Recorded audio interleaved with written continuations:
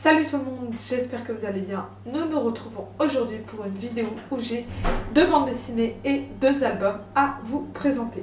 Pour commencer, j'ai lu Un violon dans la nuit de Didier Deinix et Pef. C'est la suite d'un premier album qui parlait de la Seconde Guerre mondiale, mais a priori on peut le lire sans problème puisque j'ai parfaitement compris. Donc nous allons suivre une petite fille qui s'appelle Alexandra et qui réussit cette fois à faire parler sa vieille tante Esther à propos de la Seconde Guerre mondiale et plus particulièrement des camps de concentration qu'elle a vécu. Cette femme évoque donc l'horreur des camps, mais aussi le pouvoir et la force de la musique, quand bien même on lui a cassé son violon lorsqu'elle est arrivée dans les camps. Le pouvoir et la force de la musique qui restaient quand même là, puissants, présents en elle. C'est une petite lecture qui se lit vraiment très rapidement et qui est très touchante puisqu'évidemment on parle de sujets pas faciles comme les camps de concentration et les horreurs qui avaient lieu là-bas. Donc voilà, c'est pas toujours facile d'évoquer ces sujets mais ça reste nécessaire et c'est tout l'intérêt de ce genre de livre. Autre intérêt que je trouve à ce type d'album, donc publié par Rue du Monde, c'est qu'il y a des informations historiques. C'est-à-dire que ça et là, vous trouverez des informations sur la Seconde Guerre mondiale, donc plutôt à destination des plus jeunes pour leur expliquer ce qu'étaient les camps de concentration, pour aller un peu plus loin en fait que l'histoire seule. Les illustrations de Pef sont douloureuses, sont fortes. C'est très loin de ce qu'on peut être habitué avec lui, avec les Princes de Motordu, parce qu'il faut savoir qu'il a fait aussi d'autres choses. Et vraiment, j'ai trouvé que les dessins étaient très chouettes, étaient vraiment très beaux et l'histoire très touchante. J'ai également lu Peau d'âne, donc d'après le conte de Charles Perrault, ici écrit par Koshka et illustré par Charlotte Guesto. Nous suivons l'histoire de Peau d'âne, qui est donc une princesse qui va se faire surnommer ainsi parce qu'elle a dû s'échapper pour échapper à son père qui l'a demandé en mariage. Ce dernier l'a demandé en mariage pour la simple et bonne raison qu'il s'agit de la femme la plus belle et la plus sage qui existe et qu'avant de mourir, donc sa femme, donc la mère de la princesse, lui a demandé d'épouser une femme plus belle et plus sage qu'elle. Et donc il demande qui en mariage? Sa propre fille.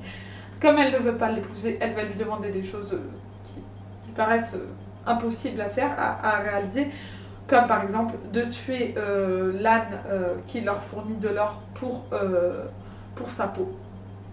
Ce qu'il va faire, donc elle va s'enfouir un peu comme une souillon entre guillemets avec sa peau d'âne sur la tête. J'avais complètement oublié de quoi parlait ce conte, je me rappelais de cette fille avec cette peau d'âne sur la tête, mais j'avais vraiment un très vague souvenir. Et du coup ça m'a un peu replongée dans ce conte qui est quand même assez perturbant, assez dérangeant, parce que voilà, il y a une histoire, enfin, il y a ce père incestueux, il y a cette peau d'âne et ce fait qu'elle le porte sur la tête qui est très glauque quand même. Donc voilà, il y a quand même quelque chose un peu dérangeant, comme dans beaucoup de contes de Perrault et d'autres contes d'ailleurs. Mais en tout cas, c'était une très bonne lecture. J'ai vraiment aimé retrouver l'univers de ce conte, notamment grâce aux illustrations de Charlotte Guesto qui sont absolument magnifiques. Les illustrations sont très colorées avec des couleurs très chaudes et l'utilisation du doré nous donne vraiment un côté un peu magique à cette histoire et j'ai vraiment beaucoup aimé, notamment grâce à ces illustrations. J'ai ensuite lu Maseru de Jules Stromboni. Cette histoire se base sur les Maserus, donc c'est une légende corse qui indique que les Maserus sont des personnes qui, lorsqu'elles dorment, rêvent qu'elles sont en train de chasser des bêtes et que dans les yeux des bêtes, eh bien, il y a une personne dans leur entourage, la prochaine personne dans leur entourage qui va mourir, qui apparaît. Donc voilà, ils ont une apparition, une prémonition de la prochaine personne qu'ils connaissent qui va mourir. Nous allons donc suivre un jeune garçon qui est un Maseru parce qu'il voit qui va mourir dans les yeux des bêtes qu'il tue dans ses rêves. Et à côté de ça, nous allons également suivre un père incestueux et sa fille qui est obligée de s'enfuir par honte. Nous allons suivre les pensées de ces 3 personnages et c'est le seul texte dont nous disposerons dans ce livre puisqu'il n'y a absolument aucun dialogue. Les illustrations entièrement noir et blanc sont très très belles, très sombres. Voilà, elles correspondent parfaitement à l'univers du livre Et c'est vraiment ces illustrations que Jules Stroboni a réalisées qui font, je trouve, un peu la force de l'histoire. Comme je le disais, il y a très peu de texte, mais les images parlent d'elles-mêmes, elles sont très fortes, elles sont très puissantes, et j'ai vraiment beaucoup aimé ces dessins-là qui nous ramènent vraiment à une époque et à une ruralité, et à quelque chose un peu, à une atmosphère un peu sombre et un peu glauque. Je ne connaissais pas du tout cette légende corse, et du coup j'en ai appris un peu plus, et c'était plaisant. J'ai tout de même l'impression d'avoir oublié ou d'être passée à côté de quelque chose en lisant ce livre, c'est-à-dire que je n'ai pas forcément toujours tout compris. Mais en tout cas, c'était une bonne lecture et j'étais contente de faire cette découverte. Pour finir, je vous parle de Le Travailleur de la Nuit de Mas et Léonard Cheminot.